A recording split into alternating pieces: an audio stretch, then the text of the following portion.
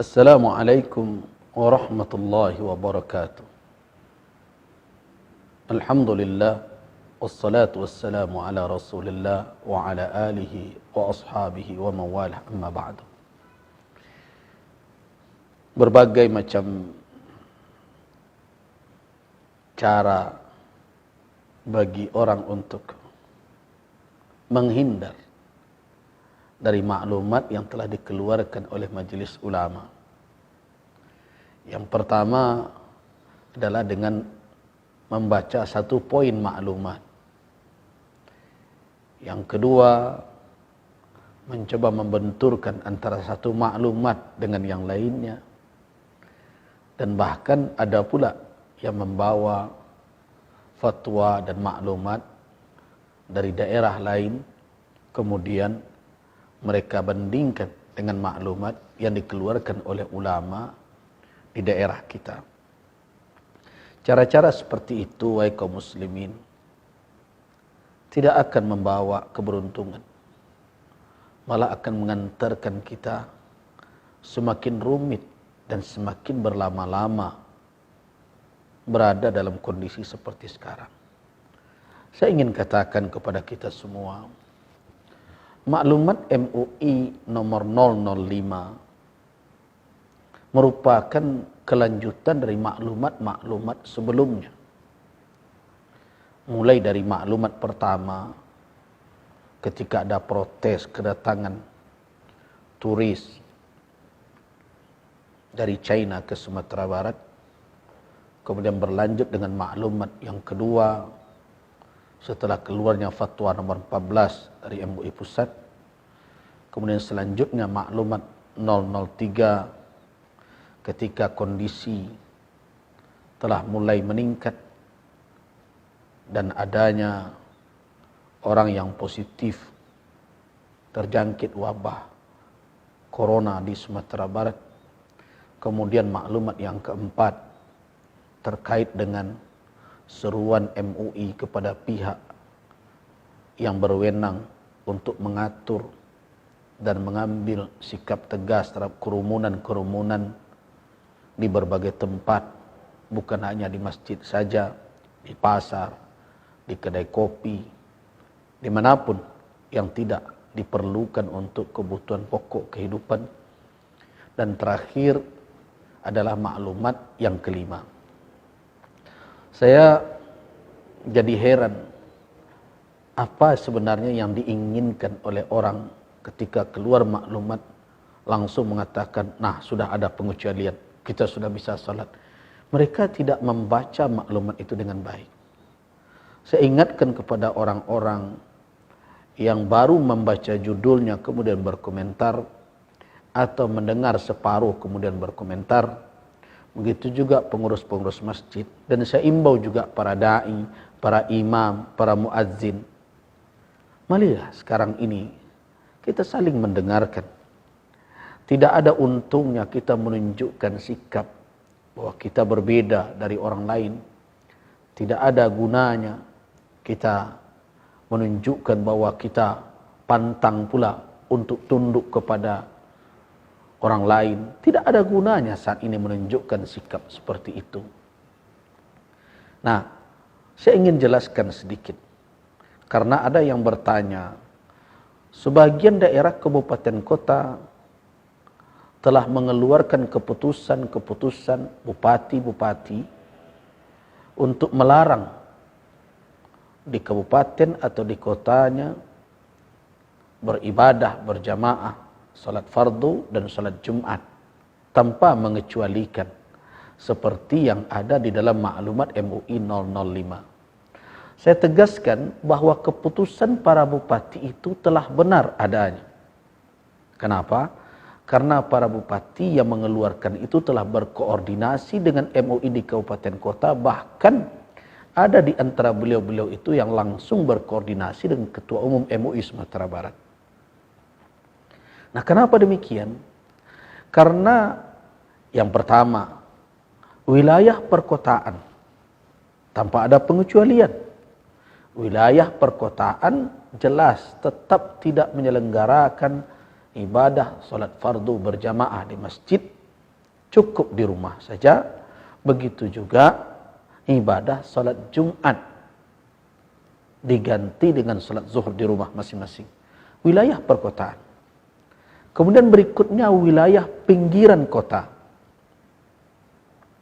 Wilayah pinggiran kota. Kenapa wilayah pinggiran kota itu juga sama dengan kota?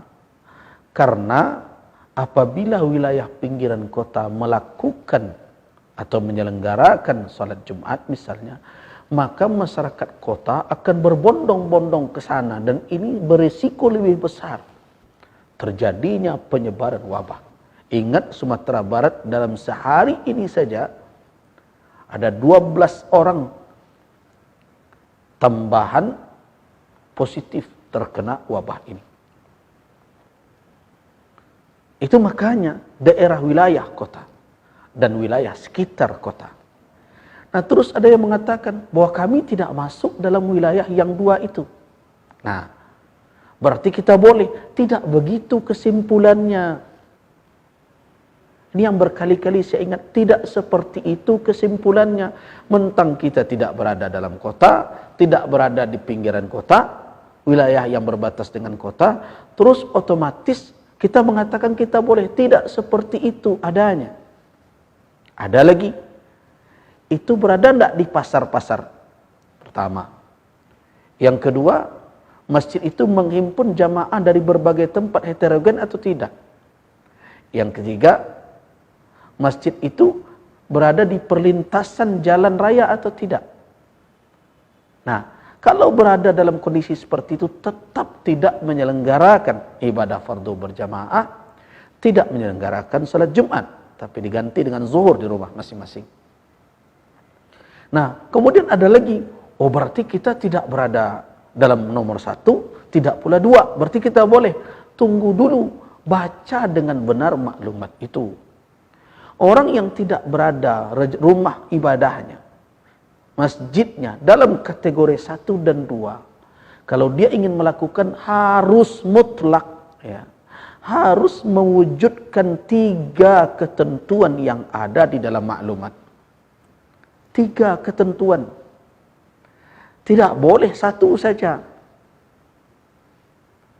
Jadi jangan akhirnya kita memakai maklumat MUI untuk menjalankan apa yang terasa oleh kita, kemudian mengabaikan bahagian dari maklumat itu. 3 persyaratan itu mutlak harus dipenuhi. Yang pertama, apa syaratnya? Yang pertama, harus daerah itu dilakukan karantina wilayah. Karantina wilayah. Kemudian yang kedua, harus ada rekomendasi dari pihak yang terkait, yang berwenang, menyatakan nagari atau jorong itu adalah steril, tidak mungkin ada penularan wabah corona. Dan yang ketiga, harus ada kedisiplinan orang-orang yang pulang dari rantau dan bermacam, itu tidak boleh keluar melainkan setelah selesai pemeriksaan dan karantina isolasi mandiri. Nah, siapa yang tahu dengan kemampuan yang 3 ini apakah sudah diwujudkan? Bukan kita masing-masing, bukan pengurus masjid saja, tapi berkoordinasi dengan gugus tugas, dengan pihak yang terkait. Jadi bukan rasa-rasanya, rasanya kita tidak ada, rasanya bukan. Tapi koordinasikan. Nah, disinilah peran dari kepala daerah, kabupaten kota, melihat kemampuannya. Kalau kepala daerah, Bapak Bupati kita, Bapak Wali Kota kita, menilai kemampuannya, belum ada kemampuan daerah saya. Berdasarkan kepada kemampuan yang real, kita tidak mampu menjalankan 3 syarat itu di suatu negari atau wilayah kita, maka kepala daerah bersama Majelis Ulama Kabupaten Kota memutuskan untuk melarang seluruh kegiatan berkerumun dan juga meminta masjid-masjid untuk melakukan apa yang dipesankan oleh para ulama, jangan selenggarakan dahulu salat Jumat sementara waktu, salat zuhur di rumah. Jangan tunaikan dahulu salat fardu berjamaah di masjid. Lakukan di rumah masing-masing. Bupati dan wali kota itu tahu dengan kemampuan daerahnya, dengan keterbatasan kemampuan itu. Patuhi itu.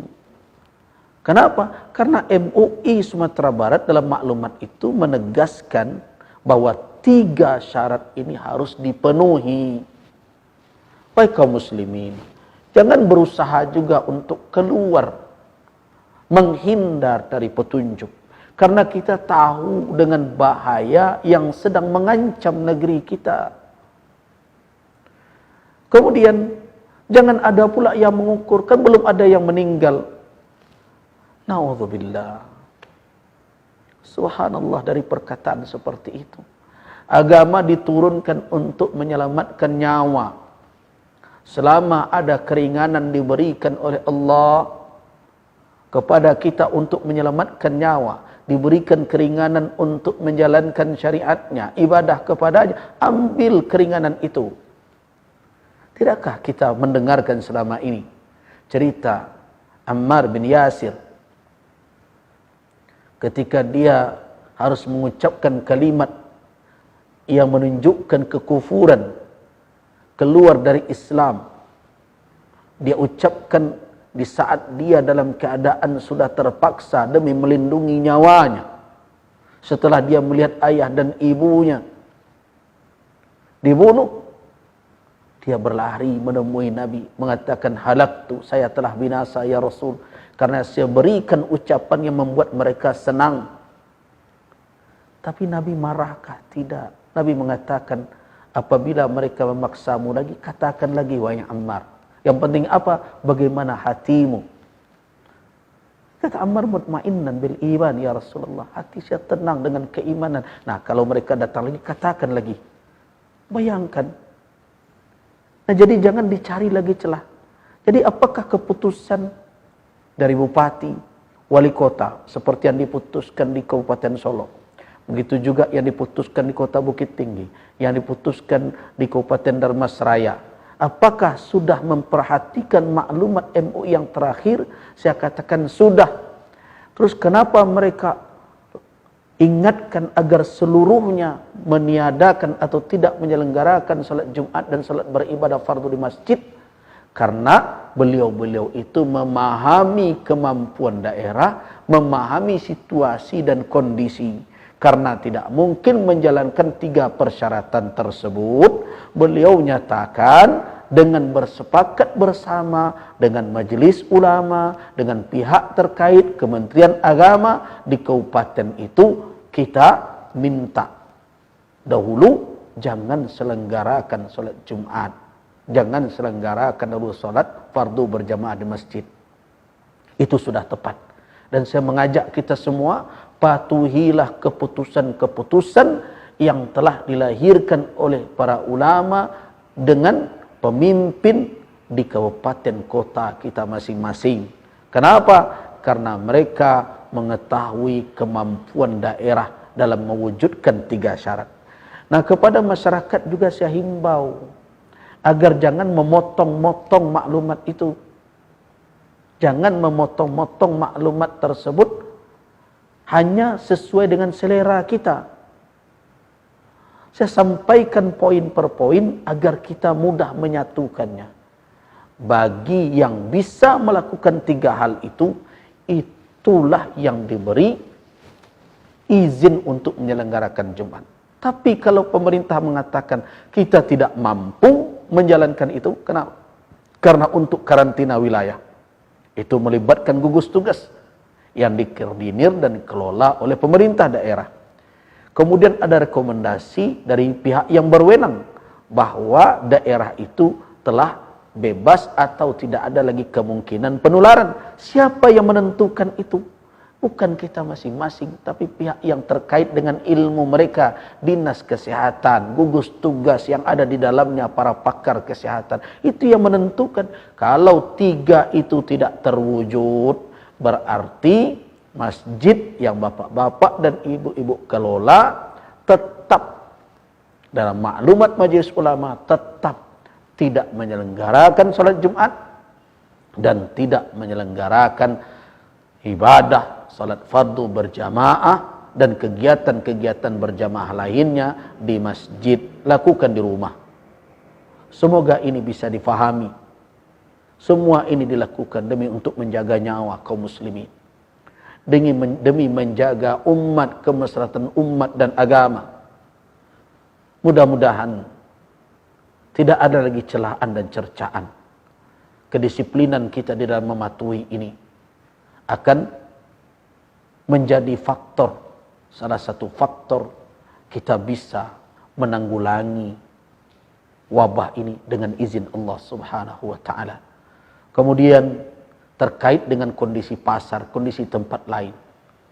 Itu walaupun bukan dalam kewenangan majelis ulama tidak akan pernah bosan menghimbau pihak berwenang agar membuat berbagai keputusan untuk mengaturnya, untuk mendisiplinkannya dan mengambil tindakan-tindakan tegas.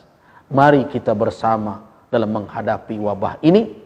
Mudah-mudahan dengan kebersamaan kita di dalam berikhtiar dan kesungguhan kita bersama pula dalam bermunajat kepada Allah Subhanahu wa taala, Allah mengabulkan usaha dan doa kita dan diangkatnya wabah ini oleh Allah sesegera mungkin, dan kita berharap kita bisa menikmati ibadah di bulan Ramadan, begitu juga di bulan Syawal sebagaimana di masa-masa yang lalu. Amin ya rabbal alamin. Billahi taufiq wal hidayah. Wassalamualaikum warahmatullahi wabarakatuh.